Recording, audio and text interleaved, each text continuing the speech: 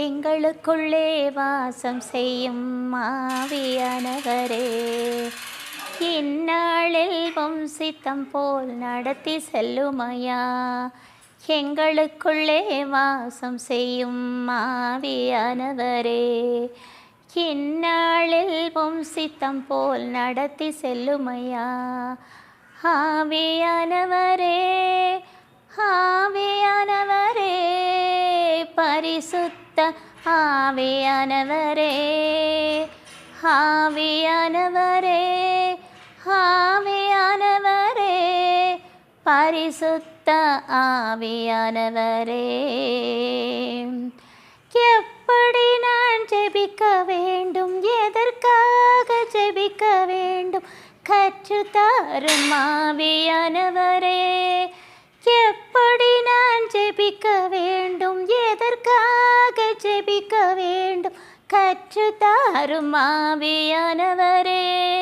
வேத வசனம் புரிந்து கொண்டு விளக்கங்களை அறிந்திட வெளிச்சம் தாரும் ஆவியானவரே. வேத வசனம் புரிந்து கொண்டு விளக்கங்களை அறிந்திட வெளிச்சம் தாரும் ஆவியானவரே. ஆவியானவரே, ஆவியானவரே, பரிசுத்த ஆவியானவரே.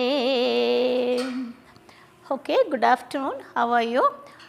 இப்போ இங்கே பாருங்கள், இந்த வீடியோவில் நான் ஹோலி பைபிளில் ஓல்டு டெஸ்டமெண்ட்டில் த சேம், அதாவது the book of Isaiah chapter 60, அதிகாரம் 60, அதில் நம்ம ஒரு சில வசனங்களை எடுத்துக்கலாம். நம்பர் 1, அப்புறம் 20, 22, அப்புறம் சில இடையில ஒரு சில வசனங்களை பற்றி நம்ம பேசலாம். ஓகேங்களா? இப்போது இந்த முதல் வசனம் என்ன சொல்லப்படுதுன்னா, எருசலேமே எழு, எழுந்து ஒளி வீசு, ஏனெனில் உன் ஒளி உன்னிடம் வந்துள்ளது, ஆண்டவருடைய மாட்சி உன்மேல் உதித்துள்ளது அப்படின்னு சொல்லப்படுது. அதே ஆங்கிலத்தில் பார்க்கும்போது arise and shine, for the light has come to you, the glory of God has risen upon you. அதே தான், the same verse அது. அப்படின்னா இந்த 60, 66, 66 வரைக்கும், அதாவது 56லேருந்து 66 அதிகாரம் வரைக்கும் ஐசாயா புக்கில் இது இந்த எக்ஸைலில் இருந்தா இல்லைங்களா, பாபிலோனில் எக்ஸைலில் இருந்தாங்களா, கைதியாக்கப்பட்டு போன அந்த மக்கள் திரும்பி வரும்போது ஐசா இறைவாக்குனர் ஆண்டவருடைய வார்த்தையை, வாக்குறுதியை இந்த மக்களுக்கு அறிவிக்கிறார். அந்த இப்போ அப்படின்னா இருளில் இருந்த அந்த மக்கள், இருளில் வாழ்ந்து கொண்டாங்க, துன்பத்திலும் துயரத்திலையும் அதையே பார்த்து they were focusing on what the miserable conditions of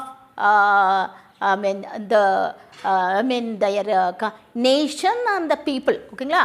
அப்போ என்ன சொல்கிறாருன்னா, அந்த வாக்குறுதி கொடுக்குறாரு, உங்களுடைய இருண்ட காலம் போயிடுது, நீங்கள் இப்போ எழுந்து பிரகாசிக்க வேண்டிய நேரம், அதை தான் சொல்லப்படுது. அப்படின்னா அந்த ஃபர்ஸ்ட் வசனம் என்ன சொல்கிறது, எழுந்து ஒளி வீசு அப்படின்னு சொல்லும்போது, அதில் அடுத்த இதில் பார்த்தீங்கன்னா பாருங்கள், அடுத்த வசனத்தில் சொல்லும்போது அது என்ன சொல்லப்படுதுன்னா, உலக the darkness will cover the earth, but the light will be there on you. அப்படின்னா நீ ஒளி வீசும் மக்களாக இருப்பாய். அப்படின்னா அந்த ஒளியை சிம்பலைஸ் பண்ணுறாங்க. எதுக்கு? ஆண்டவராகிய இயேசுவின் வருகை, இந்த மெசையாவின் வருகை குறித்து. அப்படின்னா யோவான் எழுதிய நற்செய்தியில் அதிகாரம் 3ல் அவர் அது யோவான் எழுதிய நற்செய்தியில் ஆண்டவராகிய இயேசு என்ன சொல்கிறார், 8வது அதிகாரத்தில் 12வது வசனம், நானே உலகம், ஐ ஆம் த லைட், நானே உலகின் ஒளி, என்னை பின் செல்பவன் இருளில் நடவான் அப்படின்னு அவர் சொல்கிறாரு. ஆண்டவராக இயேசு சொல்கிறார். அப்போது இதை எதை தொடர்பு படுத்தி அடையாளமாக சிம்பலைஸ் பண்ணுறாங்கன்னு சொன்னால், ஆண்டவராக இயேசுவின் வருகையை பற்றி அங்கே சொல்லப்படுது. அவர் தான் ஒளி. அப்போ அந்த ஒளி உலகின் மற்ற பகுதிகளை இருள் மூடும். the darkness will cover the people also. ஆனால் உங்ககிட்ட மட்டும் அந்த ஒளி வரும். அப்போது the reflecting light of the Jerusalem will attract the nations and the people from different corners of the world. அப்படின்னா உலகின் மக்களினங்களையும் நாடுகளையும் அது கவர்ந்து தன்பால் இழுக்கும். அப்போ அந்த ஒளி யாரு? ஜீசஸ். அப்போ ஆண்டவராகிய இயேசு அங்கே ஒளியாக வராரு.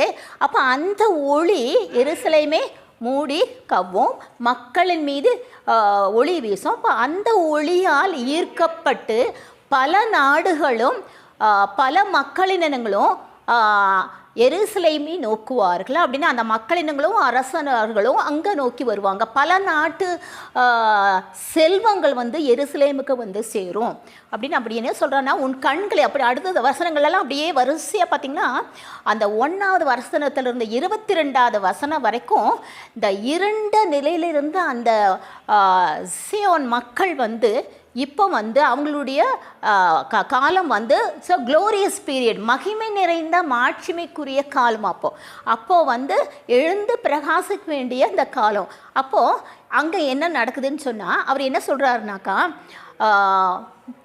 பார், உன் கண்களை உயர்த்தி உன்னை சுற்றிலும் பார், உன்னை நோக்கி உன் பிள்ளைகள் வருகிறார்கள், உன் புதல்வர்கள் குழுமமாக வருகிறார்கள், உன் புதல்வியர்களை தோளில் சுமந்து கொண்டு அங்கு வருவ, பல நாட்டு செல்வம் இங்கே எருசலேமை கண்டடையும் அப்படின்னு சொல்கிறாங்க. அப்படியே அந்த 20 வசனம் வரைக்கும் அப்படியே தான் இருக்கும்.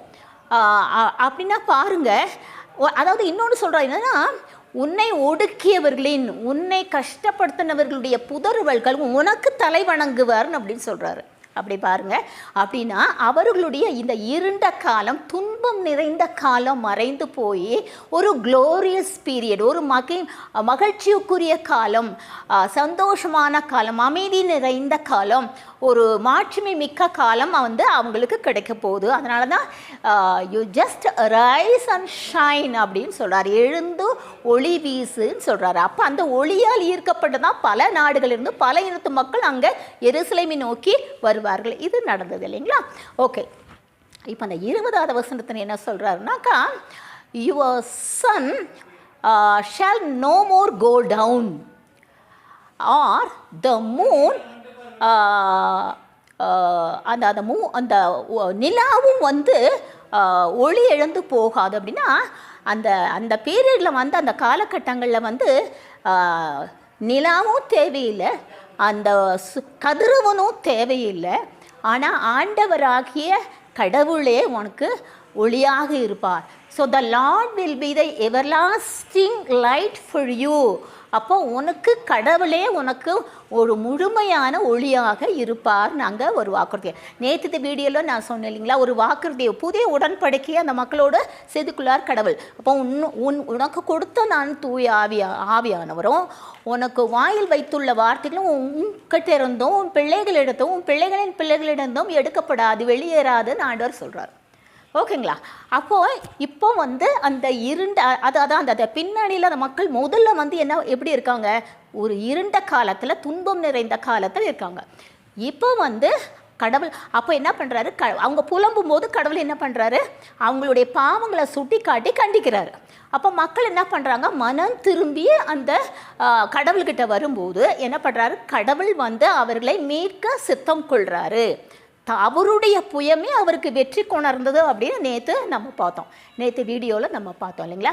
இப்போ அதை கண்டினியூ சொல்கிறாரு. அப்போ உன்னுடைய வருங்காலம் ஒரு மேன்மை மிக்க ஒரு காலமாக இருக்கும், சந்தோஷமாக அமைதியாக இருக்கும், நீ ஒளி வீசுவாய், உன்னை நோக்கி பல இனத்து மக்கள் வரும், எல்லா நாட்டு செல்வமும் எங்கே சேரும், எல்லாரும் உன்னையே ஏறெடுத்து பார்த்து உன்னை ஒடுக்கியவர்களே புதல்வர்கள் உனக்கு தலை வணங்குவன்ற அந்த அளவுக்கு ஒரு க்ளோரியஸ் மாட்சிமை மிக்க காலமாக உனக்கு இருக்கும் சியோன் எருசலேமே அப்படின்னு சொல்லி கடவுள் அந்த வாக்குறுதிகளை கொடுத்து மக்களுக்கு ஒரு நம்பிக்கையையும் ஊட்டுறாரு.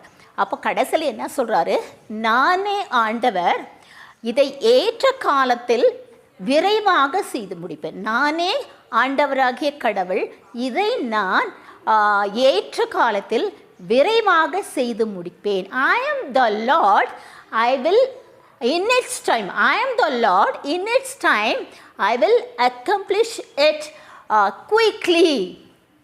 ஏற்ற காலத்தில் நான் விரைவாக செய்து முடிக்கிறேன்னு ஆண்டவராகிய கடவுள் சொல்கிறாரு அந்த 22வது வசனத்தில். இப்போ நமக்கும் அதை தான் என்ன சொல்கிறாருன்னா, நமக்கு வந்து ஒரு இருண்ட காலம் இருக்கலாங்களா, ஒரு டெசர்ட் அனுபவம் இருக்கலாம். ஒரு அந்த பீரியடில் வந்து நமக்கு உள்ளே வந்து எல்லாமே துன்பமயமாக இருக்கும், இருண்ட காலமாக இருக்கும். ஆனால் கடவுளுடைய வாக்குறுதிகளை நம்ம நம்பி என்ன பண்ணணும்னா, அந்த in the midst of all the problems and the difficulties despair கடவுளுடைய வாக்குறுதிகளை நமக்கு எடுத்துக்கொண்டு தியானித்து கடவுளை நம்ம பாவத்திலிருந்து விடுபட்டு தீமை விலக்கி கடவுளை நம்பி வாழும்போது நிச்சயமாக நம்மளுடைய வருங்காலமும் ஒரு மேன்மை மிக்க வருங்காலமாக, ஒரு மாட்சிமை மிக்க வருங்காலமாக இருக்கும். ஓகேங்களா? இப்போது நான் ஒரு சாங்கோட இந்த வீடியோவை முடிச்சுக்கிறேன். ஓகேங்களா?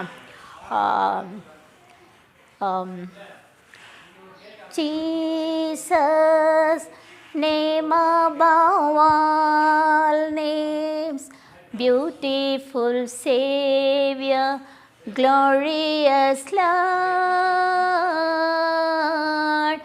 Emmanuel,